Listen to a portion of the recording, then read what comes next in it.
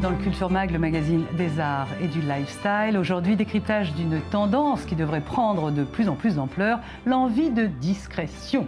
À l'heure où tout le monde veut s'exposer, nous allons suivre deux exemples qui prônent le contraire. Vivre heureux, vivre caché. En musique, nous verrons comment avant les Daft Punk, les artistes ont cherché l'ombre plutôt que la lumière. Et puis nous partirons du côté des restaurants. Des enseignes veulent rester cachées et se réserver seulement aux initiés. Dans ce journal, nous recevrons également l'une des actrices d'un film qui fait polémique en Israël. Dans Six Acts de Jonathan Gorfinkel, la jeune et jolie Sivan Levi incarne en 6 tableaux les dérives sexuelles d'une jeunesse israélienne riche, désœuvrée et diluée entre iPhone et consommation.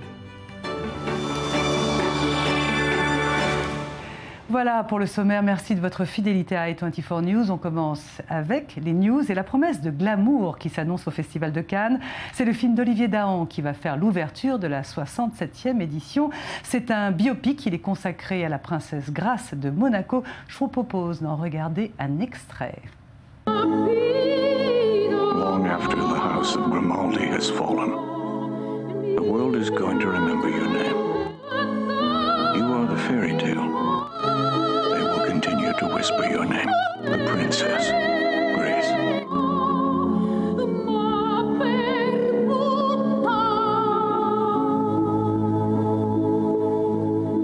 Et vous aurez reconnu dans le rôle de la princesse Grace de Monaco l'actrice Nicole Kidman, qui est attendue d'ailleurs sur les marches du palais. Alors, hasard ou chance, Nicole Kidman sera doublée dans la version française de ce film. Elle sera doublée en français par la comédienne Julie Gaillet. Star System encore, mais cette fois pas glam du tout. Les people sont nombreux cette semaine à porter plainte quand un Tarantino demande $1 million à un site américain. Il accuse le site d'avoir mis en ligne le scénario de son prochain film, un western que Tarantino ne fera plus du tout. Quant au chanteur Prince, il réclame lui aussi $1 million à plusieurs sites internet qui l'accusent de diffuser ses musiques et ses informations sans son accord. Un soutien de poids pour la paix en Centrafrique. Le chanteur Youssou N'Dour vient d'annoncer qu'il était prêt à se rendre dans cette partie de l'Afrique déchirée par la violence. Ancien ministre et star de la musique sénégalaise, Youssou N'Dour a enregistré la semaine dernière un duo avec la chanteuse centrafricaine Idil Mamba. Dans ce duo, Youssou N'Dour et la chanteuse prônent la réconciliation entre musulmans et chrétiens. Partons maintenant à la recherche des nouvelles stars. En 2014, les nouvelles stars veulent rester dans l'ombre. C'est comme ça. La victoire des Daft Punk cette semaine aux Grammy Awards a révélé que pour être heureux en musique, il valait peut-être mieux vivre caché. C'est le récit de David Gomba.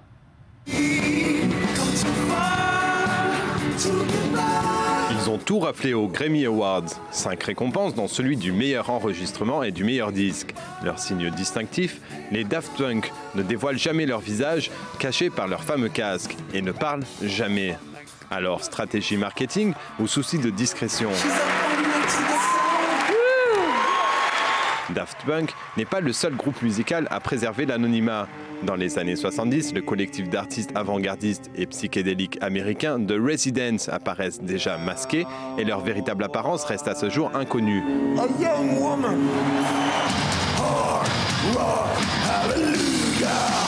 Plus récemment, c'est Lordi, un groupe de heavy metal finlandais qui a défrayé la chronique en remportant l'Eurovision 2006 habillé en monstre.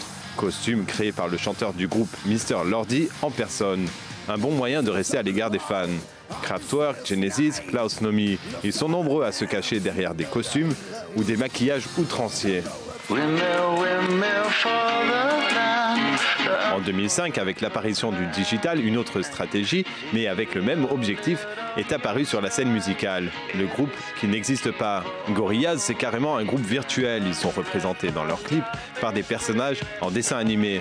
En 1968, Andy Warhol parlait des 15 Minutes of Fame, le quart d'heure de gloire, expliquant que chacun dans le futur aura le droit à 15 minutes de célébrité mondiale. Une prédiction qui se révèle vraie à l'heure des stars de la télé-réalité, pour la plupart jetées aux oubliettes après quelques mois. Mais à l'heure de la frénésie sur les réseaux sociaux, où tout un chacun est poussé à se mettre en avant, à s'exprimer, et alors que l'on a vu la mode des selfies déferler sur la planète, la nouvelle tendance, c'est d'aller à contre-courant.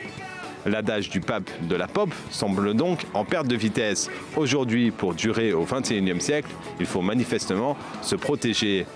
Un livre révélateur de la tendance est sorti à l'automne. Dans Discrétion ou l'art de disparaître, le philosophe Pierre Zaoui définit la discrétion comme une forme heureuse et nécessaire de résistance. Et pour reprendre l'adage de l'écrivain français André Mauroy, si la sincérité est de verre, la discrétion, elle, est de diamant. On retiendra donc ceci, la discrétion en 2014 est une forme heureuse et nécessaire de résistance. Être discret donc, le conseil vaut pour tous et dans tous les domaines. La preuve en Israël, 2 enseignes gourmandes préfèrent rester dans le presque anonymat. Michal Divon avec Sandy Fortis les a débusquées pour vous.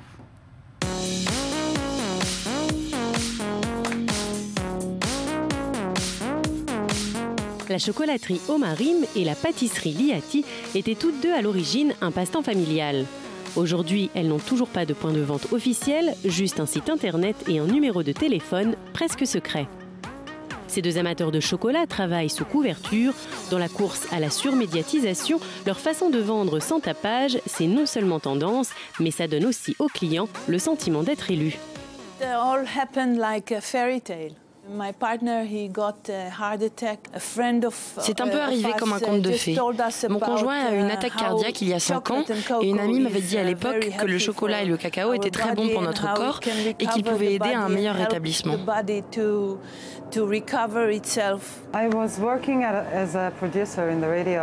Je travaillais en tant que productrice et puis je me suis rendu compte qu'en fait, ma passion, c'était les sucreries. Cette boulangerie n'est pas la seule boutique de douceur souterraine de Tel Aviv.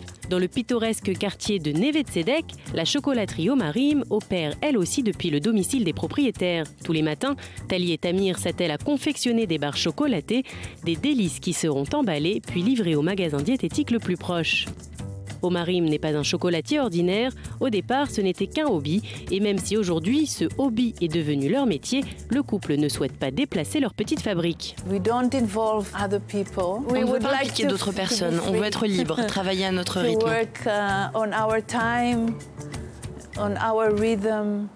Tout comme Omarim, la pâtisserie de Liati se situe au cœur de Tel Aviv et pourtant elle est loin d'être accessible à tous. Traverser une petite ruelle, descendre plusieurs escaliers en colimaçon sous un restaurant branché du boulevard Rothschild, autant d'étapes à parcourir pour rejoindre les cuisines. Mais une fois sur place, un trésor de douceur vous attend, muffins, cookies, gâteaux géants et quantité inimaginable de biscuits. Vous ne le savez sûrement pas, mais les délices de Liati sont partout. Peut-être même en avez-vous mangé ce matin au café du coin. Liati, Tali et Tamar n'ont pas les mêmes ambitions pour leurs entreprises respectives, mais ils veulent tous continuer de travailler avec leurs mains. Le secret de leur succès fait sans doute écho à ce vieil adage « Pour vivre heureux, vivons cachés », adapté à leur passion gourmande. À suivre dans le Culture Mag, l'interview de Sivan Levi. Cette jeune actrice est à l'affiche d'un film sulfureux qui fait polémique en Israël. Nous la recevons sur le plateau. Mais avant cela, voici les highlights. Ce sont l'agenda des expositions et c'est le choix de la rédaction. Gaby Klasmer, depuis plus de 40 ans, cet artiste israélien résidant à Londres est très actif sur la scène des arts, tant locale qu'internationale. À présent, c'est au pavillon Elena Rubinstein, annexe du musée d'art moderne de Tel Aviv, qu'il présente Efes Echad. Il investit les 3 étages du pavillon pour créer 3 univers différents, permettant aux visiteurs d'appréhender son œuvre dans sa globalité. Alors qu'un étage est dédié à sa peinture et que l'expérience est didactique, le second niveau constitue ce que Klasmer appelle un parc à sculpture. Le 3e étage est lui consacré au vidéo art. Gaby Klasmer, au pavillon Elena Rubinstein, c'est jusqu'en mai 2014. À Bruxelles, découvrez Francisco de Zurbarán. L'un des plus grands peintres baroques espagnols est exposé au Palais des Beaux-Arts. Mélange entre naturalisme et modernité poétique, cette exposition retrace le parcours chronologique de l'œuvre du peintre. Zurbarán a définitivement laissé une trace artistique, aussi bien dans les arts plastiques, le théâtre, la littérature et la musique. Une série de concerts a d'ailleurs été prévue en marge de l'exposition.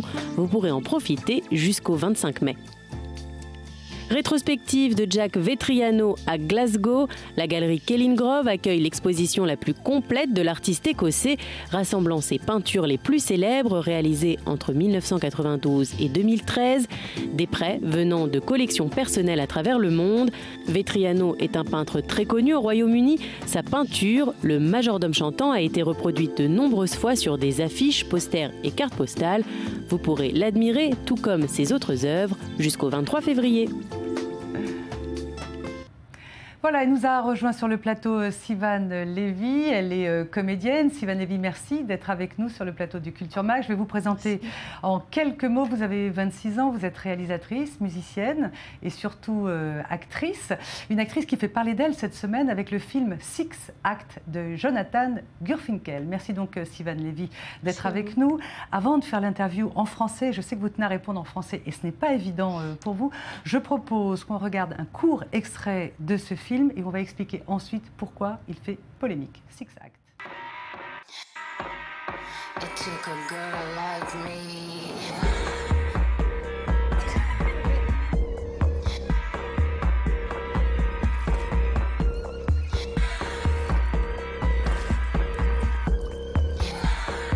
To bring you to your knees.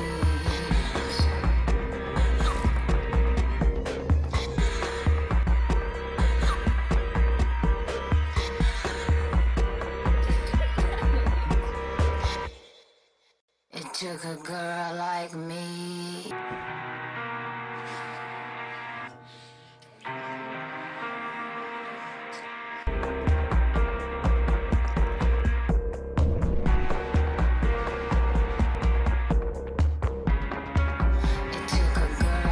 Alors, Sex Act raconte en 6 tableaux les dérives sexuelles et les compromissions d'une jeunesse désemparée à Herzliya. Vous avez reçu plusieurs prix, Sivan Levy, pour ce film, plusieurs prix d'interprétation féminine, notamment le Ophir en Israël, qui est l'équivalent un petit peu des Oscars. Est-ce que vous pensez qu'il y a dans ce film des abus qui sont décrits? Est-ce que vous pensez que ces abus existent réellement dans la vie réelle en Israël? Est-ce que ça reflète quelque chose? Oui, tout d'abord, le film est basé sur les faits réels. Et malheureusement, il existe des cas comme ça dans notre société. C'est un fait. C'est une triste réalité qu'on doit absolument changer. Et on peut le faire.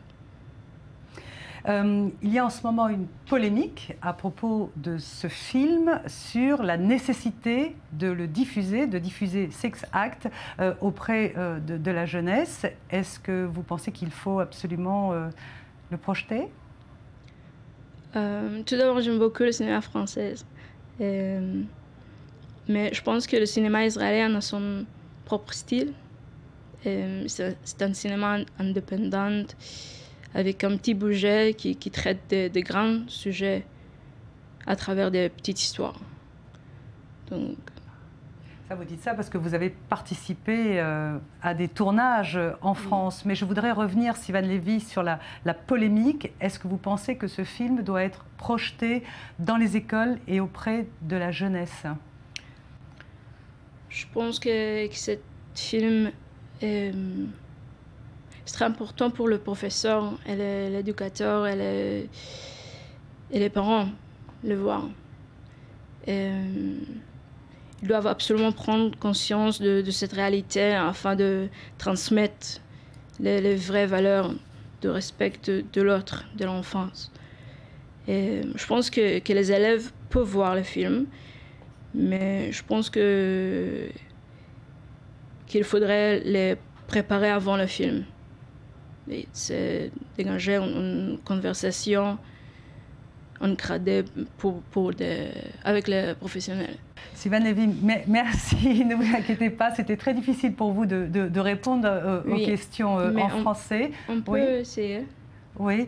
Non, je veux juste rappeler donc que vous êtes actrice, que vous avez joué dans un certain nombre de films. Vous êtes également musicienne. On va se quitter, je vous propose de se quitter avec l'une de vos chansons. C'est une reprise de Nina Simone et c'est titré Leave Me or Love Me. On se quitte en musique avec vous. Merci encore une fois d'avoir fait l'effort de parler en français. Voilà, c'est fini pour le Culture Mag. On se retrouve demain, même heure. Tout de suite, l'info continue juste après la chanson de Sivan Levy. Merci. want your love. I don't